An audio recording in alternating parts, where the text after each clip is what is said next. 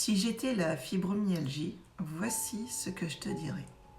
Je suis là, tapie dans l'ombre de ton quotidien, invisible aux yeux des autres, mais terriblement présente dans ton corps. Je m'infiltre partout dans tes muscles, tes articulations, tes tendons, parfois même jusque dans ta peau. Tu ressens mes effets comme une douleur diffuse, sourde ou brûlante, qui se promène d'une partie de ton corps à l'autre sans prévenir. Parfois une simple étreinte, le poids d'un sac ou la pression d'un vêtement suffisent à déclencher une vague de douleur. Je rends ton corps hypersensible, et ce qui était anodin devient soudain insupportable. Je ne me contente pas de la douleur. J'apporte avec moi une fatigue profonde qui ne disparaît pas, même avec le repos. Après une nuit de sommeil, tu te sens épuisé, comme si tu n'avais pas dormi du tout. Je perturbe tes nuits, je fragmente ton sommeil, je t'empêche d'atteindre ce repos réparateur dont tu as tant besoin.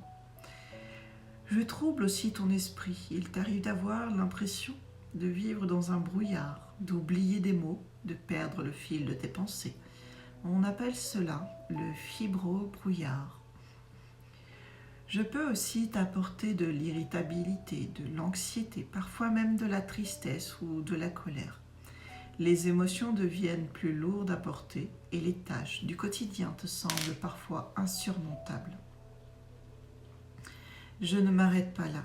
Je m'invite dans ton ventre, provoquant des ballonnements, des douleurs abdominales, de la constipation ou de la diarrhée. Je peux aussi perturber ta vessie, te donner des envies fréquentes d'uriner ou des douleurs pelviennes. Parfois, je te fais ressentir des picotements, des engourdissements ou une raideur qui t'empêche de bouger comme tu le voudrais.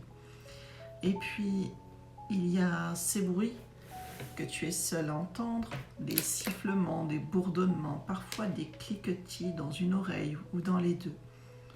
Ce sont les acouphènes, ces sons produits par ton système neurologique qui peuvent être occasionnels ou constants et qui s'ajoutent à la liste déjà longue des manifestations.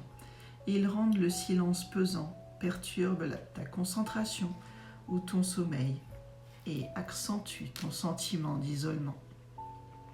Je suis imprévisible. Certains jours, je me fais discrète, te laissant croire que tu as repris le dessus. D'autres fois, je t'envahis sans prévenir, t'obligeant à revoir tous tes plans. Le froid, l'humidité et le stress ou la fatigue me renforcent et tu n'as parfois aucun contrôle sur mes allées et venues.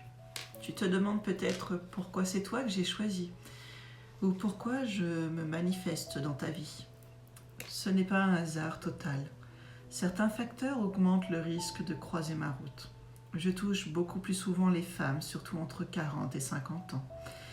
Si l'un de tes proches en souffre, tu es aussi plus susceptible de me connaître, car la génétique joue un rôle.